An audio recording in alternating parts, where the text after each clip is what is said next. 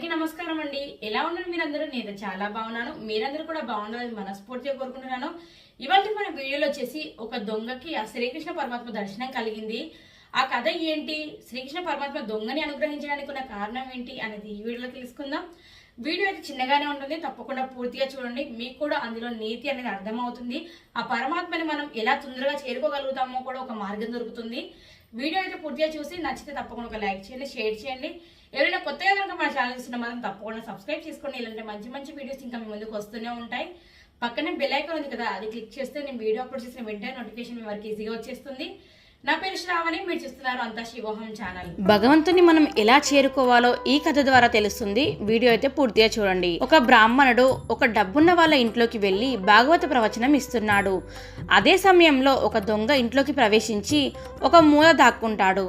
భాగవతంలో కృష్ణుడు వేసుకున్న ఆభరణాల గురించి వర్ణన జరుగుతూ ఉంటుంది. భాగవతంలో కృష్ణుడు ఎలాంటి ఆభరణాలు వేసుకున్నాడు అనేది బ్రాహ్మణుడు ఆ డబ్బున్న వాళ్ళకి చెబుతూ ఉంటాడు. తల్లి యశోద కృష్ణుడికి ఎలాంటి నగలు వేసింది, అలాగే ఎలాంటి నగలు పంపించింది అనేది కూడా బ్రాహ్మణుడు చెప్తూ ఉంటాడు. ఇవన్నీ కూడా దొంగ చాలా ఉత్సాహంగా వింటూ ఉంటాడు. భాగవత ప్రవచనం పూర్తి అయ్యేదాకా ఉండి బాలకృష్ణుడు కనిపిస్తే నగలు దొంగలిద్దాము అని అనుకుంటాడు ఆ దొంగ. దానికోసం ఆ బ్రాహ్మణుడి వెంట పడతాడు. బ్రాహ్మణుడు భయపడి నా దగ్గర ఏమీ లేదు అని అంటాడు. కానీ దొంగ మాత్రం మీ దగ్గర ఉన్న డబ్బుకి నేను ఆశపడడం లేదు. మీరు చెప్పిన నగలు ధరించిన కృష్ణుడు ఉన్నాడు కదా, ఆవుల దగ్గర ఉండేవాడు, అతను ఎక్కడుంటాడో చెప్పండి అని అడిగాడు ఆ దొంగ. అప్పుడు ఆ బ్రాహ్మణుడు ఆలోచించి, బృందావనంలో యమునా నది తీరం దగ్గర రోజు ఇద్దరు పిల్లలు వస్తారు. ఒక పిల్లవాడు నల్లమబ్బు రంగులో ఉండి పిల్లల గ్రోవి వాయిస్తూ ఉంటాడు. ఇంకో పిల్లవాడు తెల్లగా ఉంటాడు, తెల్లటి పట్టు వస్త్రాలు ధరించి ఉంటాడు.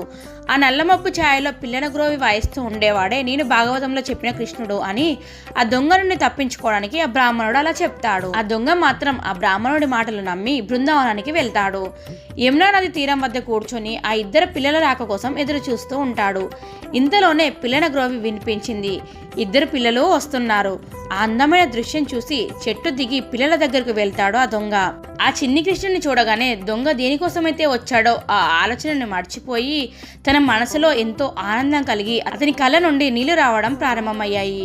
ఏ తల్లి కన్నబిడ్డో ఇంత అందంగా ఉన్నాడు అని అనుకున్నాడు. ఈ విధంగా దొంగ ఆలోచనలో మంచి మార్పు వచ్చింది. తర్వాత చూస్తే దొంగ భుజం మీద నగలు నిండి ఉన్న ఒక మూట ఉంది. అది తీసుకొని ఆ దొంగ బ్రాహ్మణుడి దగ్గరికి వెళ్ళి జరిగిందంతా చెప్పాడు. ఆనంద బాష్పాలతో ఆ బ్రాహ్మణుడు కృష్ణుడిని చూసిన చోటు తనకు చూపించమని దొంగని అడిగాడు.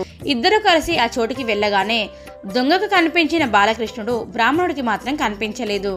అప్పుడు బ్రాహ్మణుడు నిరాశతో కృష్ణుడిని, నీవు ఒక దొంగను అనుగ్రహించావు, నాకు కూడా నీ దర్శనం ఇవ్వవా అని బాధపడ్డాడు.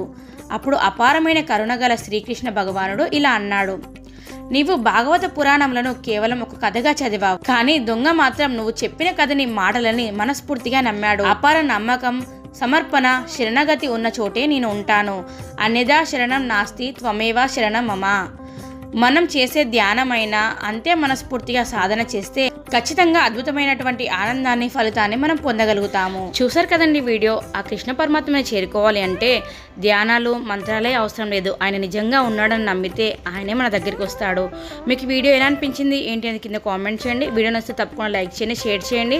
అలాగే ఎవరైనా కొత్తగా మన ఛానల్ చూస్తుంటే మాత్రం తప్పకుండా సబ్స్క్రైబ్ చేసుకోండి. పక్కనే బెల్ ఐకాన్ ఉంది కదా, అది క్లిక్ చేస్తే నేను వీడియో అప్లోడ్ చేసిన వెంటనే నోటిఫికేషన్ మీ వరకు ఈజీగా వచ్చేస్తుంది. Thank you for watching.